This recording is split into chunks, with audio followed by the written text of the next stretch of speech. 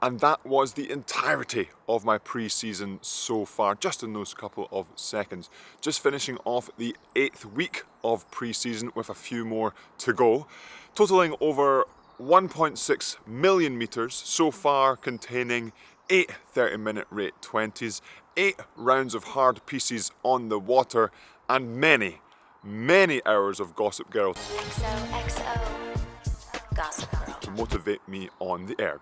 Unfortunately, it's not been smooth sailing the entire pre-season so far, or should I say smooth rowing. I was in much worse shape than I thought I was to start off pre-season. That was apparent by 1, the first 30-minute rate 20 that we did, it was 6 to 7 splits off of my PB, so a long way to go to get back to my peak fitness at least.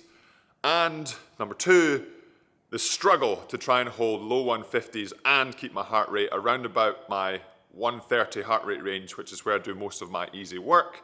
It was absolutely nowhere near. But we chose to try and hold on to around about the low 150s splits to start with as a little bit of an experiment. So some people try to go one way and say, we're gonna have the heart rate in one zone and then watch the split come down.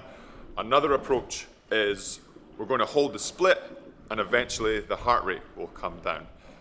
So as an experiment, we tried the latter and we're going to hold on to those 150s. Unfortunately, tying your workouts to a split or a speed generally doesn't really work for me, and probably for the majority of you, especially when in my case at the start of pre-season, I was not as fit as I thought I was. A quote from myself at the end of the very first week in my training log: very shaky start, feel tech is gone, water is very heavy and the erg is sluggish. So it's fair to say from hearing that from my past self, even though I completed all of the training on the program for the week, I definitely lost some confidence in myself. On the positive side though, and obviously with the benefit of hindsight, it's only been at this point 2 weeks since Henley Royal Regatta, the peak of my racing season. And the best result I've ever had at Henley Royal Regatta in the single. But, like I said, it's only been 2 weeks, so I can't have lost that much fitness since the regatta. Yes, I took time off, but that time off was more of a mental break and getting away and doing different things. It was relatively active, so maybe I lost a little bit of fitness, but I did not lose a lot of fitness. So, if I can perform well and get the best result I've ever had at Henley Royal Regatta with this relatively low fitness level, then I'm really excited for what's to come when I build the fitness level back up to what I've been before and maybe even progress further than I've ever been, and combine that with what I've been doing in the single and what I was learning prior to and during Henley Royal Regatta.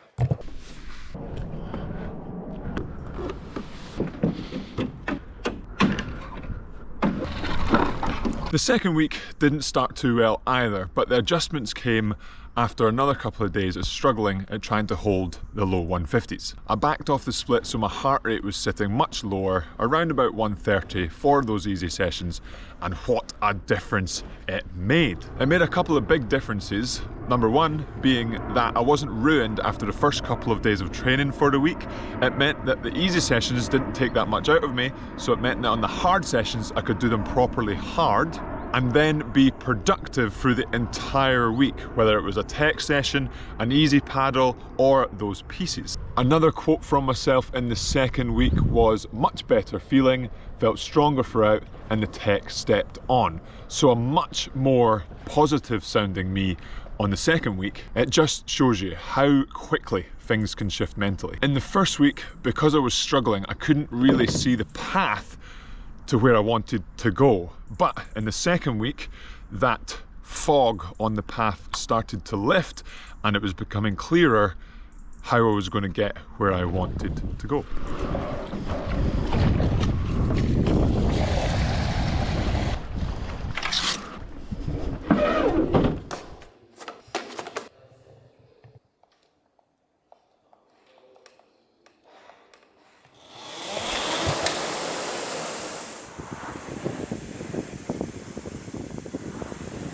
After the adjustment midway through the second week, we were off. My confidence was increasing pretty much every single day. I've been progressively increasing the volume week on week and also dropping the splits for my around about 130 heart rate zone training. I've lost roughly 4 splits, so going from about 155s down into the 151s on that 130 heart rate training. My 30-minute rate 20 has been steadily dropping pretty much every week.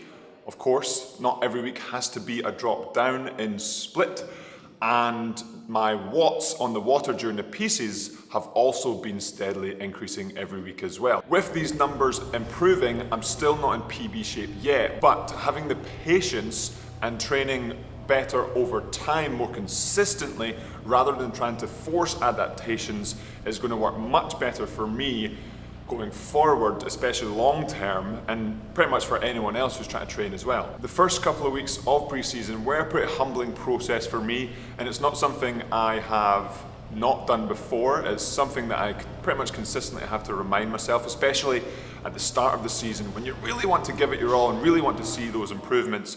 But as always, improvement, fitness, increasing is not a quick process. It's quite a slow process, and a process that if you can commit to and trust, you're going to do a lot better in the long term.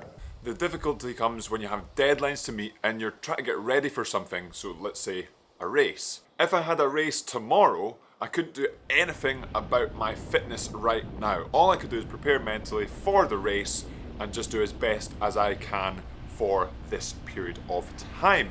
If I were to do a 2K, I wouldn't go out at world record pace because I've never done world record pace at 2K. I would go out at the pace I've been practicing and training, not anything way beyond that. This can apply to any deadline or race. Just because something's coming up soon doesn't mean you have to accelerate how much you have to improve. You can only improve, whether it's fitness or technique, so much over a given time period.